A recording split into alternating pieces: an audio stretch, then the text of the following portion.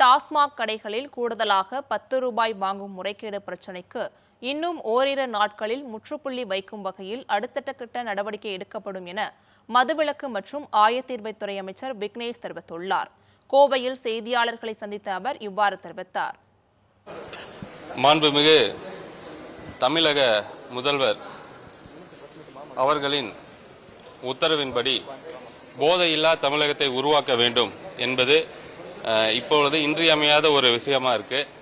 So அப்படி அந்த போதையில்லா தமிழகத்தை உருவாக்க பல கட்ட முயற்சிகள் நடந்துட்டு வருது. நீங்க பார்த்துருப்பீங்க, கடந்த ஒரு மாசமா காவல்துறை ரொம்ப தீவிரமா எங்கெங்கெல்லாம் போதைப் பொருட்கள் கிடைக்குதோ அது எல்லாத்தையுமே சீஸ் பண்ணிட்டே இருக்கிறாங்க. அது பல இடங்களில் குறைஞ்சிருச்சு.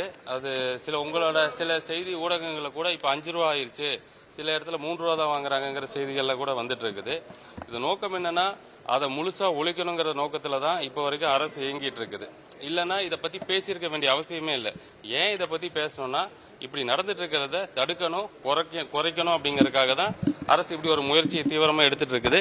3-4 நாள் அல்லது 27ஆம் தேதிக்கு பிறகு இந்த பிரச்சனைகளை தீர்க்கறதுக்கு இன்னொரு நடவடிக்கை எடுக்க போறோம் பாருங்க.